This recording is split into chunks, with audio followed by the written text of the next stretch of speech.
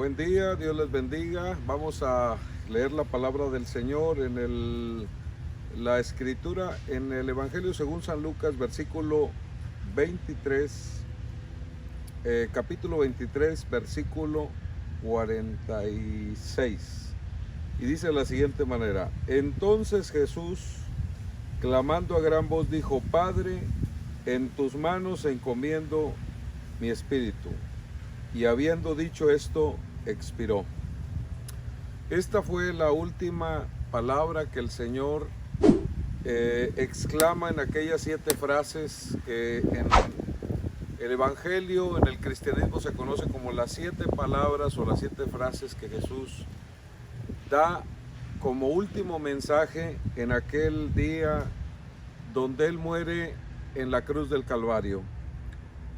Y el mensaje de cada frase, de cada palabra, tiene un significado muy importante en la vida de todo cristiano.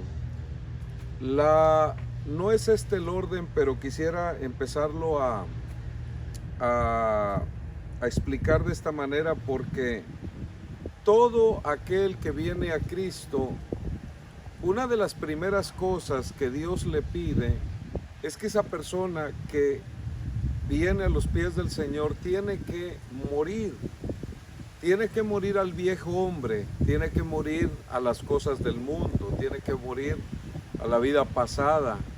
La Biblia dice: de modo que si alguno está en Cristo, nueva criatura es. Y para que las nuevas cosas que Dios quiere darnos puedan florecer, puedan nacer, puedan resucitar en nosotros, indudablemente que tenemos que nacer del Espíritu a una nueva vida. Es por eso que la muerte es una de las partes más importantes. No estoy hablando de la muerte física, que eso se va a dar, pero antes de la muerte física, cuando nosotros nos entregamos al Señor, Dios nos pide en su palabra que una de las cosas que tenemos que hacer es una decisión personal que nosotros debemos de tomar, y es que debemos de morir a este mundo. La Biblia dice que en el libro del Evangelio según San Juan, por ahí con el capítulo 3, la Biblia dice que en una ocasión un hombre fariseo, líder de la secta de los fariseos, dice la palabra del Señor que era un principal, era un hombre que estaba al frente de la secta de los fariseos, y dice la Biblia que él vino a preguntarle algo al Señor Jesús y le dijo: Señor, nosotros sabemos que tú vienes de Dios, porque nadie hace las señales que tú haces si no está Dios con él. Y entonces el Señor tiene una plática con este hombre reconoce que Jesucristo es el enviado de Dios, el Hijo de Dios, el Salvador, el Mesías, y él no entiende, no comprende, porque el Señor le dice: te es necesario nacer de nuevo, del agua y del Espíritu. El Señor le estaba diciendo: si tú quieres ver el reino de Dios y tú quieres ser salvo y tú quieres conocer las cosas que mi Padre tiene en su reino, para que tú las puedas ver, para que tú puedas entrar a ese reino, es necesario que tú nazcas de nuevo. Y para que nosotros nazcamos de nuevo, hermanos, indudablemente que tenemos que morir a una vida pasada, a una vida delictiva, a una vida de pecado, a una vida de cosas que no nos sirven para poder entender y comprender y conocer a Dios. Por eso es que en estas 7 frases que el Señor menciona, estando Él en la cruz del Calvario, y que nosotros cada año en Semana Santa, en este tiempo, las recordamos en memoria de lo que el Señor dijo en ese mensaje glorioso de 7 frases. Una de las cosas que Él dice que le damos demasiada importancia y que la predicamos así de esta manera, es que el Señor dice: entonces Jesús, clamando a gran voz, dijo: Padre, en tus manos encomiendo mi espíritu. Y habiendo dicho esto, expiró, es decir, murió o durmió, como manejamos un poquito más correcto el lenguaje de nosotros, ¿verdad? Nosotros sabemos que cuando una persona en Cristo muere o deja de existir en esta vida presente, ¿verdad? Esta vida de este mundo, sabemos que nosotros dormimos, ¿verdad? Porque dice la Escritura, hermanos, que nosotros seremos, ¿verdad? En aquel gran día miraremos al Señor y estaremos delante de su presencia. Va a ser algo maravilloso, hermanos. Por eso es que esta parte de la Escritura nos dice que debemos de morir, así como Jesucristo, en este caso Él expiró, Él murió, ¿verdad? Dice la palabra del Señor que en este momento que Él entrega el Espíritu, Él muere. Dice la Escritura, hermanos, que en ese momento Él empezó una nueva etapa, la etapa gloriosa de lo desconocido, pero que Él sabía para dónde iba porque el Padre estaba con Él. Y esto es algo, hermanos, que Dios nos ha prometido a nosotros, que nosotros vamos a estar siempre, el Señor ha prometido estar siempre con nosotros. Esta Escritura es algo impresionante, hermanos, porque dice: entonces Jesús, clamando a gran voz, dijo: Padre, en tus manos encomiendo mi espíritu. Cuando uno decide, hermanos, morir a este mundo, morir a la carne, morir a la vieja naturaleza, a la naturaleza carnal, entonces ya uno se deja guiar por Dios. En el momento que uno decide morir a este mundo, a nuestra voluntad, a lo que yo quiero hacer, en ese momento nosotros le estamos diciendo al Señor: Señor, hoy decido morir al viejo hombre, y hoy en este momento yo encomiendo mi espíritu en tus manos para que tú me guíes, para que tú me puedas dirigir conforme ya no a mi voluntad, sino a la voluntad tuya. Y es por eso, hermanos, que ya no se hace la voluntad de nosotros, sino se hace la voluntad del Señor. Por eso, una de las oraciones que el Señor nos dejó como un modelo de oración es la oración del Padre nuestro que estás en los cielos. Y hay una parte donde dice: que no se haga mi voluntad, sino tu voluntad, ¿verdad? Y esto es algo, hermanos, que nosotros debemos de tomar mucho en cuenta, porque ya cuando una persona muere, ya no se hace la voluntad de nosotros, sino que ahora reina la voluntad de Dios en cada uno de los que han recibido a Jesús como su único y suficiente Salvador. Ahora bien, hay otra palabra, hermanos, también que a mí me llama mucho la atención, y es la palabra del cumplimiento. Mire usted, en el Evangelio según San Juan, capítulo número 19, ahí adelantito, enseguida después de lo que estábamos leyendo en Lucas, sigue el Evangelio San Juan. En el capítulo número 19 hay una palabra, hermanos, una frase que yo quisiera en este momento compartir con ustedes, en el versículo número 28, y dice Jesús de la siguiente manera: después de esto, sabiendo Jesús que ya todo estaba consumado, dijo, para que la Escritura se cumpliese: tengo sed. El Señor expresó una palabra, hermanos, que tiene que ver con el cumplimiento, para que la palabra, dice la Escritura, después de esto, sabiendo que Jesús que ya estaba consumado, dijo, para que la Escritura se cumpliese: tengo sed. Y esta parte del Evangelio según San Juan, versículo número 28, nos habla de la necesidad que Jesús tuvo. Él dice: tengo sed, expresa una necesidad.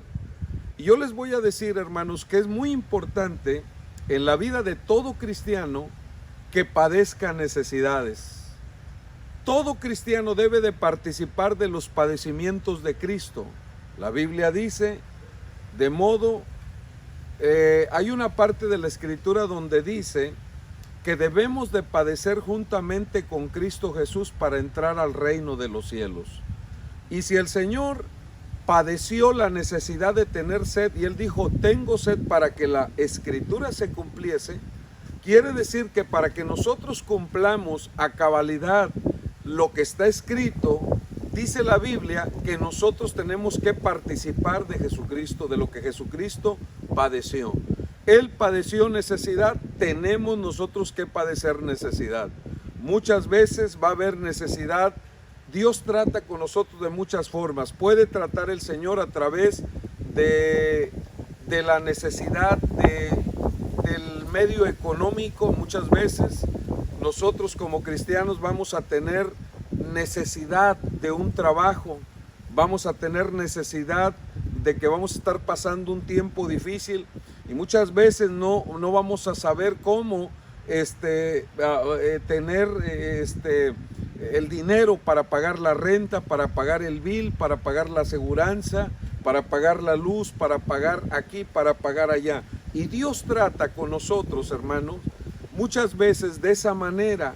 Dios permite que nos falten en la parte económica para que nosotros podamos, a través de esa necesidad, nosotros llegar a valorar.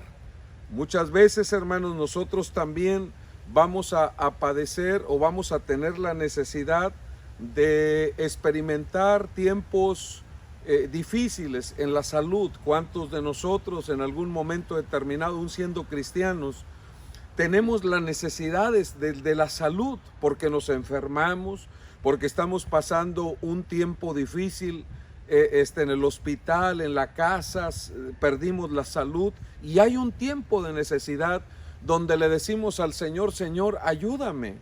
Y es ahí, hermanos, donde Dios trata con nosotros. ¿Por qué? Porque muchas veces nosotros no valoramos cuando estamos llenos de salud, cuando tenemos nosotros pues todo, ¿verdad? Que tenemos en la parte económica, que estamos muy bien, como que no le damos importancia al dinero y andamos malgastando, pero no es hasta que padecemos necesidad que entonces valoramos. Es por eso que todo cristiano tiene que pasar por esta etapa. Yo me recuerdo que hubo un tiempo tan difícil que pasamos económicamente, en un tiempo de recesión muy fuerte, que yo me acuerdo que, hermanos, yo de manera personal se los digo, yo andaba buscando los centavos, los nicos, los 5 centavos, los daimes, porque eso era ya quería yo completar, aunque sea para un galón de gasolina, para poder ir a donde yo quería. Y muchas veces cuando uno está en esa circunstancia de la necesidad, uno medita y uno dice: caray, hombre, tanto dinero que yo tuve en el pasado y lo malgasté en cosas que no había necesidad y lo malgasté.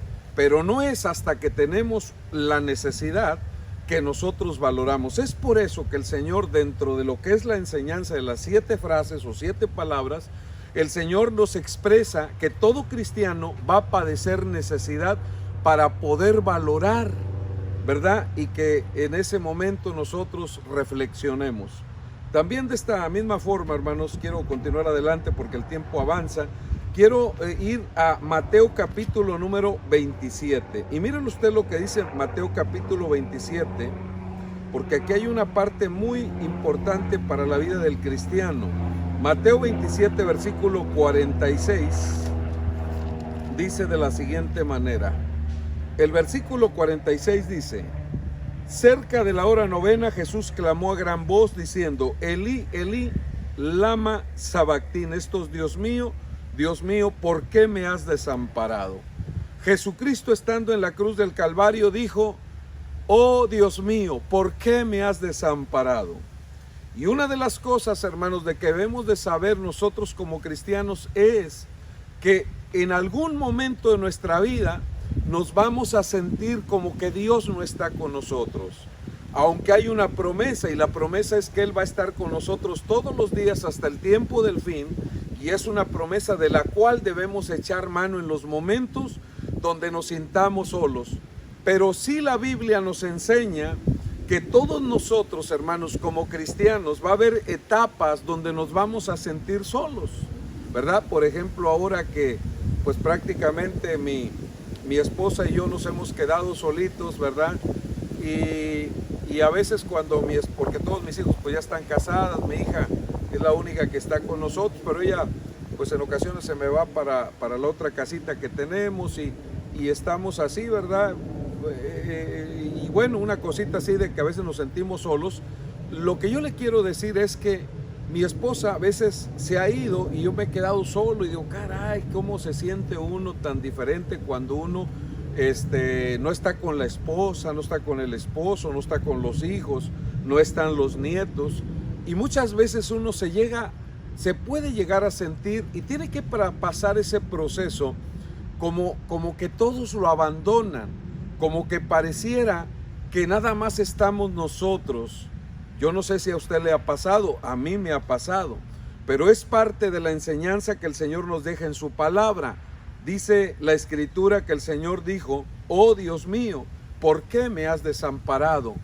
Él sabía que todo el tiempo el Padre había estado con Jesús, pero más sin embargo es en el momento de la prueba, en el momento difícil, en el momento de la fe, en el momento complicado, donde Él dice, ¿por qué me has desamparado? Y muchas veces nosotros nos vamos a sentir de esa manera, pero es parte del proceso, es parte de lo que el Señor nos enseña en su palabra. Quiero que vayamos así rápidamente a San Juan capítulo 19, hermanos, volvamos al libro de San Juan, capítulo número 19, porque quiero que hablemos, hermanos, un poquito acerca de una palabra también que es muy importante, la palabra del cumplimiento. Aquí en el capítulo 19 de San Juan, versículo 30, dice de la siguiente manera. Mire lo que dice la Escritura. Cuando Jesús hubo tomado el vinagre, dijo, consumado es, y habiendo inclinado la cabeza, entregó su espíritu. En este momento el Señor dice, consumado es. En este momento el Señor sabe que ya no hay nada que hacer aquí en la tierra por el momento dentro de lo que era el proceso de venir a salvar al ser humano. Y en ese momento Él estando en la cruz del Calvario, la Biblia dice, hermanos, que Él dice, consumado es. Y habiendo inclinado la cabeza, entregó su espíritu. Consumado es, tiene que ver con la palabra del cumplimiento. Todos nosotros, hermanos, hemos sido llamados con un propósito. Tú que me estás viendo, yo no sé cómo Dios te llamó. A lo mejor fue a través de una prueba, a lo mejor alguien te habló y fuiste tocado y Dios te dijo, ven y sígueme. Por ejemplo, el Señor cuando llamó a los discípulos, el Señor los llamó y los discipuló porque Dios tenía un proyecto, Dios tenía un plan, Dios los había llamado para algo específico. Y cada uno de nosotros, hermanos, Dios nos ha llamado para algo específico. Por ejemplo, en el caso mío, Dios me llamó a pastorear, Dios me llamó a enseñar su palabra. Yo tengo muy claro que Dios a eso me llamó.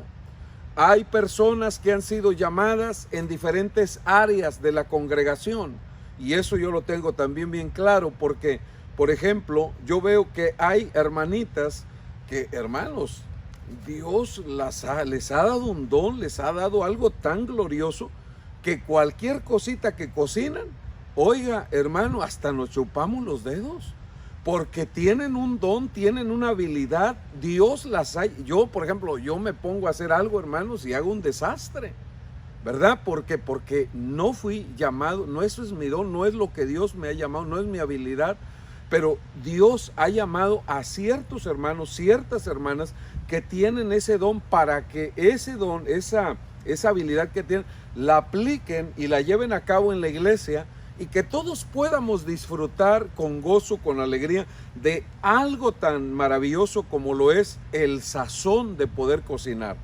Otros hermanos, Dios, por ejemplo, yo veo, hermanos, yo por ejemplo tengo hermanas o hermanos, ¿verdad?, que tocan un instrumento, que cantan y que cantan de una manera tan gloriosa, con una inspiración, ¿verdad?, tan gloriosa, que yo sé que Dios se agrada y que llevan al pueblo a un tiempo de adoración impresionante.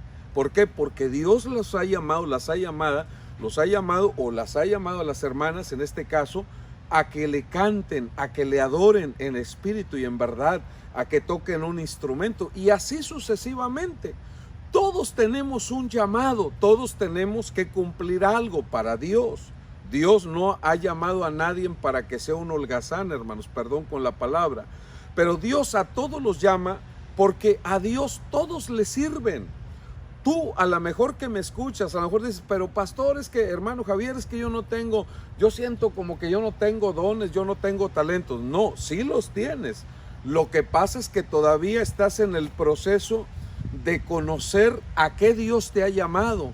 Y es por eso que escuches palabra a tu pastor, a la iglesia donde te congregas, que estés constantemente ahí, porque de repente mediante palabra, la mejor profética, Dios te puede hablar y te puede decir, el Señor Dios te está llamando a esto, te puede dar una dirección, ¿verdad? Para que hagas para lo que Dios te llamó. Es por eso, hermanos, que aquí Jesucristo dice, consumado es. Jesús estaba diciendo, yo en este momento cumplo mi misión a lo que yo vine a la tierra. Yo he cumplido en este momento y yo hoy cumplo con lo que yo me propuse hacer. Y de esta manera, hermanos, nosotros miramos que el Señor lo cumplió en su totalidad o a cabalidad la misión que el Padre le había dado. Hay otra palabra también, hermanos, y que me encanta también mucho, porque esta palabra nos habla, hermanos, acerca de la importancia de nosotros ser responsables. Y hay una palabra que está aquí en la escritura, en Lucas 23:43. Lucas 23:43. Y es que todos nosotros, hermanos, tenemos un deber. Todos debemos de tener responsabilidad como cristianos, como hijos de Dios. Pero mire aquí lo que dice la escritura en el 23:43 de Lucas. En el versículo 43 dice de la siguiente manera: entonces Jesús le dijo, de cierto te digo, que hoy estarás conmigo en el paraíso. Aquí la palabra del Señor, hermanos, en Lucas versículo número 23, versículo 43, nos habla acerca de una promesa y de un deber de nosotros cuidar nuestra relación con el Señor. Una vez alguien me dijo, pastor, ¿la salvación se pierde o no se pierde? Bueno, debemos de entender, hermanos, que la salvación, pues yo creo que es imposible que se pierda, porque lo que hizo Jesucristo no se pierde. La salvación ahí está y no se va a perder. Pero lo que sí yo creo que sí nos podemos perder somos nosotros, hermanos. Es decir, la salvación no se pierde, pero si usted es un irresponsable, usted, hermano, definitivamente que no va a engañar al Señor y no se va a salvar. No podemos burlar a Dios. Es como aquel hombre que una vez dijo, yo voy a ir a la iglesia porque los evangélicos, los hermanos, los aleluyas, andan diciendo que nada más que acepte a Jesús y que vaya a una iglesia y que delante del pastor yo confiese a Jesús y ya soy salvo. Y dicen que este hombre, hermano, se metió a una iglesia cristiana evangélica y ahí cuando el pastor hizo el llamado, él dijo, yo voy a aceptar al Señor porque voy a ser salvo. Y quiero ser salvo para no irme al infierno, porque él sabía que hay un infierno y hay un cielo. Y dice la historia esta, hermano, que este hombre fue y aceptó y dijo, yo voy a hacer todo lo que el pastor diga, confieso a Jesús. Y él hizo todo, declaró como su Señor y todo. Y dice que de ahí salió, se fue a la tienda de enfrente, se compró 2 cervezas, se echó 2, 3 cervezas. De ahí agarró su carro, se fue al baile, se puso una bailada por ahí en el mundo, fumando, tomando, haciendo droga, y así fue su vida. Y ese hombre pensó que la salvación era nada más como una especie de acto y se acabó. No, hermanos, hay un deber. En el momento que usted acepta a Jesucristo como su único y suficiente Salvador, usted tiene una responsabilidad. Así como Dios le promete a usted que usted va a ser salvo, hay una responsabilidad de parte de nosotros. Es decir, que no es que nosotros compremos la salvación, no, pero sí debe de haber, hermanos, un agradecimiento. Es decir, yo estoy agradecido porque Dios me dio algo que yo no merezco, la salvación eterna. Y entonces como yo soy un hombre agradecido, entonces yo voy a esforzarme para hacer lo que mi Dios dice, lo que mi Padre dice, lo que mi Señor dice. En el tiempo antiguo, hermanos, cuando un esclavo estaba bajo las órdenes de su Señor, ya la voluntad del esclavo no reinaba. Ya si el esclavo decía, yo quiero ir allá a echarme una bailada, si el amo decía, no, usted su voluntad aquí no tiene nada que ver. Aquí yo lo compré porque yo pagué por usted y usted no va a hacer lo que usted quiera porque yo soy su Señor. Y así es que usted no se me va allá a echar aquella bailada, aquellos que lo hagan, pero usted ya no tiene voluntad. La voluntad mía de su Señor es la que reina y yo le ordeno que se quede aquí, que me sirva, que esté bajo mis órdenes. Así es, hermanos, la relación entre un amo y o lo que viene siendo un señor y un esclavo, o un siervo y un amo.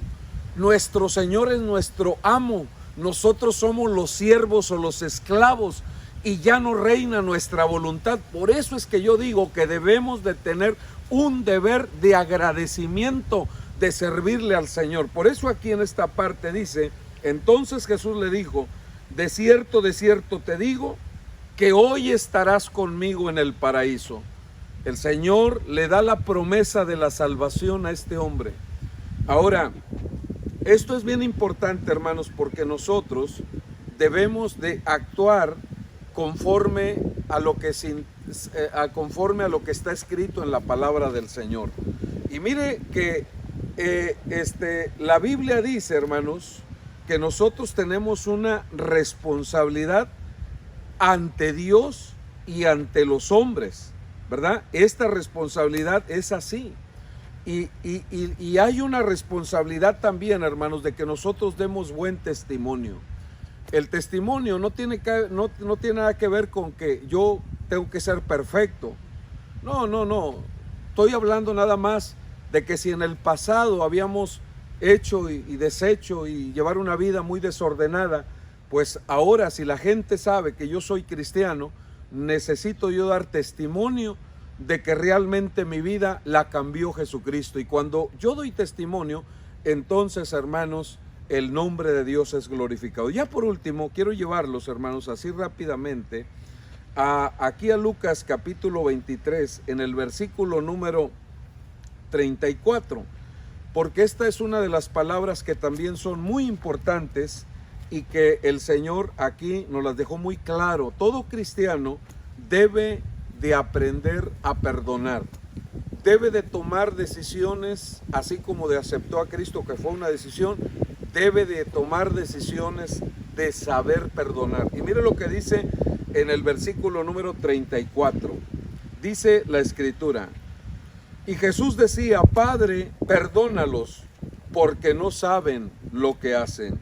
Y repartieron entre sí sus vestidos, echando suertes.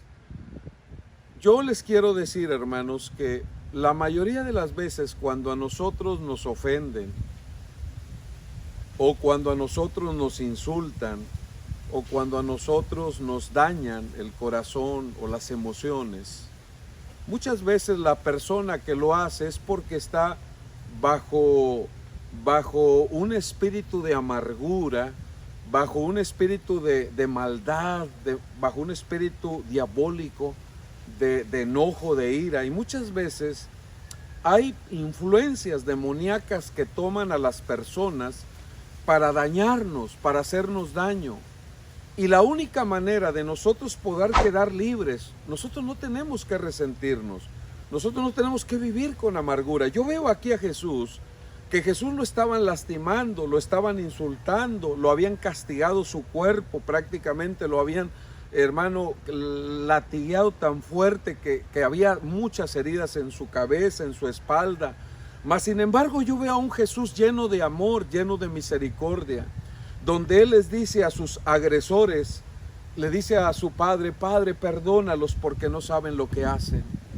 Esta es la enseñanza más grande, hermanos, o una de las enseñanzas más gloriosas que nuestro Señor nos enseñó con hechos, de que nosotros como cristianos, si vamos a ser seguidores de Cristo, debemos de tomar la decisión de perdonar.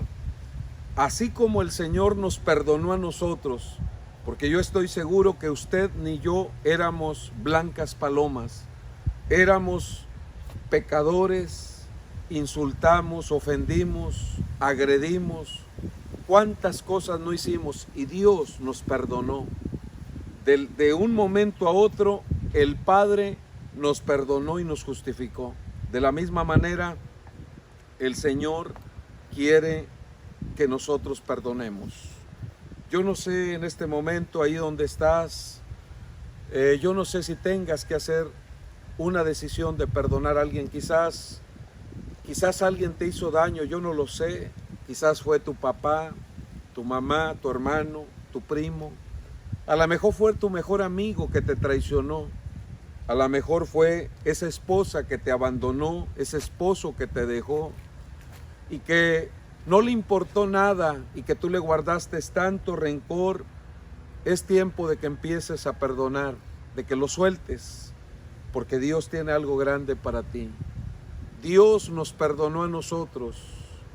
Dios perdonó nuestras transgresiones y Él nos limpió, nos purificó el corazón. De la misma manera Dios lo va a hacer. Si tú en esta hora tienes que perdonar a alguien, hazlo ahí donde estás. Y yo te voy a ayudar a que lo hagas y que de la misma manera en este momento, si quieres aceptar al Señor como tu Salvador, el Señor te va a ayudar a perdonar. Si en este momento tú quieres entregarle tu vida al Señor, repite conmigo estas palabras. Di conmigo: Señor Jesús, en este momento me arrepiento de mis pecados. Señor Jesús, te entrego mi vida, te entrego mi corazón. Quizás muy lastimado, destrozado, pero te lo entrego deshecho, Señor, para que tú lo cambies, para que tú lo transformes con tu poder. Señor Jesús, escribe mi nombre en el libro de la vida y no lo borres, Señor, porque yo te quiero servir. Y di lo siguiente: y yo perdono a ese hombre, a esa mujer que me hizo mucho daño. Lo perdono como tú me perdonas a mí, Jesús. Gracias, Señor. Gracias. Si tú has hecho esta declaración de fe y has perdonado a los que te han ofendido, yo te quiero decir que bienvenido a la iglesia del Señor, a la iglesia que te ama. Tienes que hacer 3 cosas que son muy importantes. Número 1, tienes que comprar una Biblia para leer lo que dice la palabra del Señor.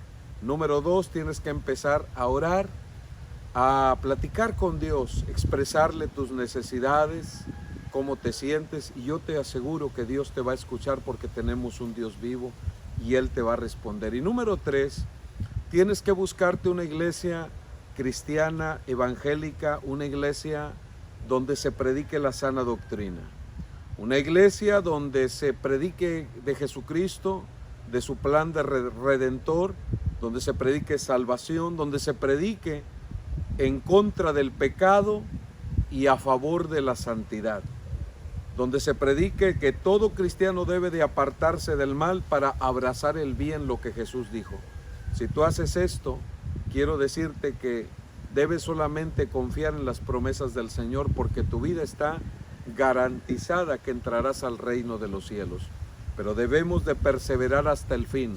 Nada de irse otra vez al mundo, a los bailes, a la tomada, a la fumada, a hacer maldades, nada de eso. La Biblia dice: de modo que si alguno está en Cristo, nueva criatura es. Las cosas viejas pasaron, he aquí todas son hechas nuevas. Que el Señor te bendiga, que el Señor te guarde, y estoy muy agradecido que hayas puesto atención a esta palabra. Muy agradecido estoy. Bendito sea el nombre del Señor. Amén y amén.